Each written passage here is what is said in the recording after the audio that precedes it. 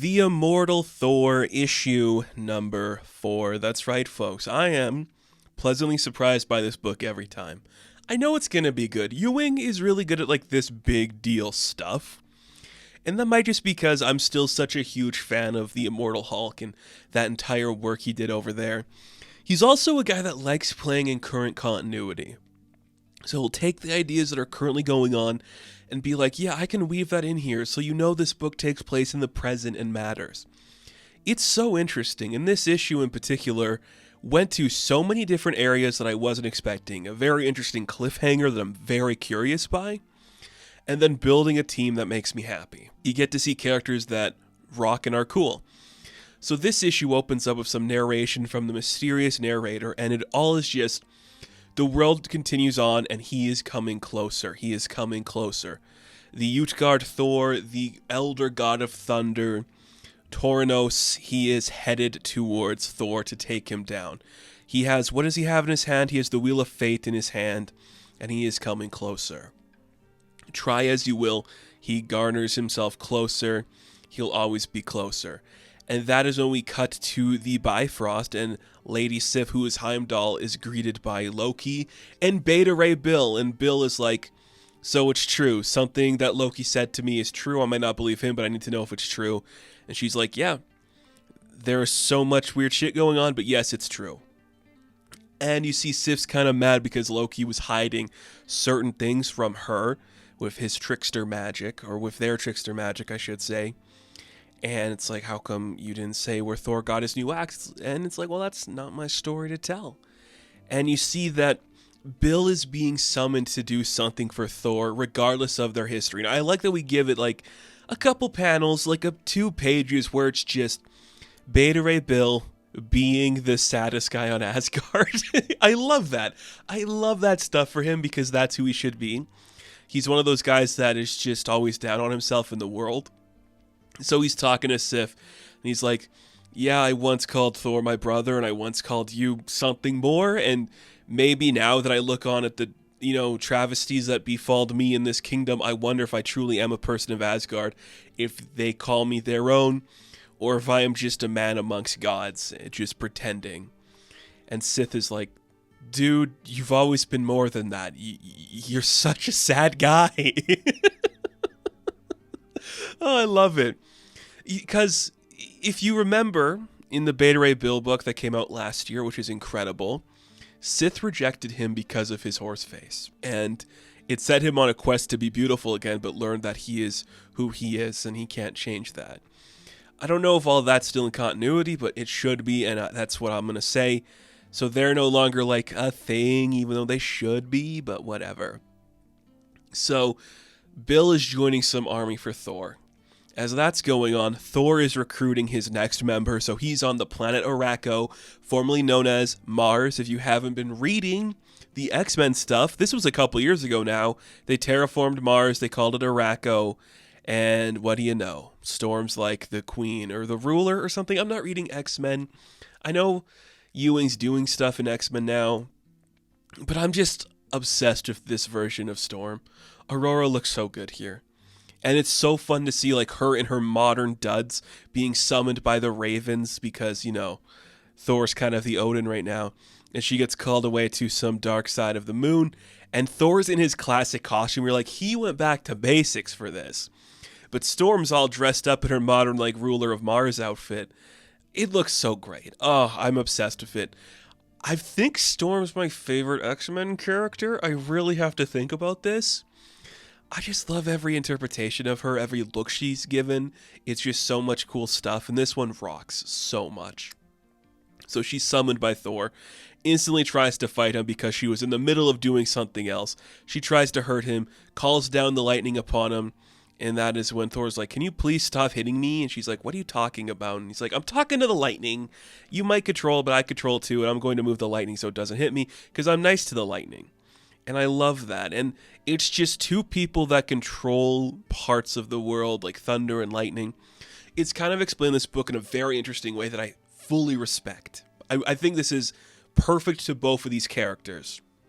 Because you see, Aurora is doing a lot of damage to Thor. This moment, like literally, like putting so much atmospheric pressure on him that his ears start to bleed. And this is where she's like, "You control and command the storm, and you do it like you're a king on a throne. I controlled and commanded as if it's an equal." And I'm like, that is a really good way to look at this, because what is the power level? You know, if we're looking at two people that control essentially the same thing, how far can Storm go with it because she is an Omega level mutant? How far can Thor go with it because he is a Thunder God? That is a really interesting thing to see. And to counteract that, Thor goes, "Well, that's the question everybody asks of me. Am I stronger than the Hulk? Am I faster than Quicksilver? It's not about the strength. It's about the actions that one does with it." And that is when Thor tosses Mjolnir towards Aurora, and she catches it, because what is he doing? He is building his army, and we see that Aurora becomes possessed with the power of Thor. It's beautiful. And it's not a moment too soon, because who is upon them now? It is the Utgard Thor, the god of all gods. And she's like, "Oh, that's what we're doing?" He's like, "Yeah, that's what we're doing. We're fighting this big guy. We have to find a way to stop him. How are we going to do that? Who knows?" As he like wages down against the two Thors, that is when Loki shows up. And she's like, "All right, I don't trust you. You made me worthy once in a different version of yourself." And I'm like, oh yeah, I guess Aurora did have some history with the Thor stuff, which is kind of cool. So she tosses Mjolnir towards Loki because that's what Thor demands. And that is when Beta Ray Bill steps through a portal forged by Loki, and he garners the power of Thor once again as a warrior of Asgard, bringing Beta Ray Bill back to his prominent state in like his classic costume. I like that he gets a really nice moment where he's like, "I'd forgotten what this hammer feels like. It feels as if Asgard is in my hand. It's intense." And that is when you see Aurora is figuring out what the plan is that we're doing here. So she's like, "How long does the power last when somebody holds the hammer?" He's like, "Well, it's 60 seconds, and each second counts. So Loki, it's your turn to hold the hammer."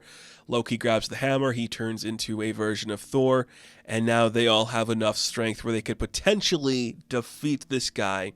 But they need one more person on their team where all these people are worthy of Thor. And Tyrannus is like, "I'm going to do it. I'll take the hammer." But no, it doesn't go to him. Flies away and is grabbed by the hand of Jane Foster, who now becomes another worthy version of Thor in her classic costume when she was the mighty Thor. So you got all these characters in their classic Thor attire. They are now a Thor Corps. They're going to go fight the Elder God of Thunder, and you're like, oh, that's where the book's going to end, right? That's a cool ending. The artwork is beautiful. The story is so cool. I love it so much. You have 5 characters that have rich histories and cool stuff to talk about. And they're all classic and about to beat up a big guy. It's a great place to end the book. But no. Fate was drawing a new wheel, because we cut to the office of the ruler loosely, the CEO of Roxxon, and of course that is the Minotaur man Dario Ager, and he has just purchased Marvel Comics.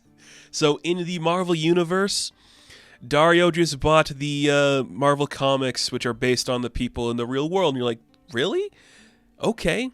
So he owns all of it. The Underoos, the lunchboxes, the cake toppers, the movies, the live-action biopics, the animated adaptations, even the video games. He owns all of it because he bought the comics. And you see him holding a copy of a classic Thor story. And he's going to do it. He's going to make his Marvel. That's pretty fun, because he was beaten up pretty bad a little while ago, so he's like a broken creature now. But hey, he's got money to spend. That's pretty cool. And a very interesting way to set up what could be coming next for this Thor story. Are we going to say like Dario's rewriting the history of Marvel Comics, and he's going to literally change the narrative in that, so the narrative's going to change in the comic books that we are reading? So history itself is being rewritten? That's kind of cool.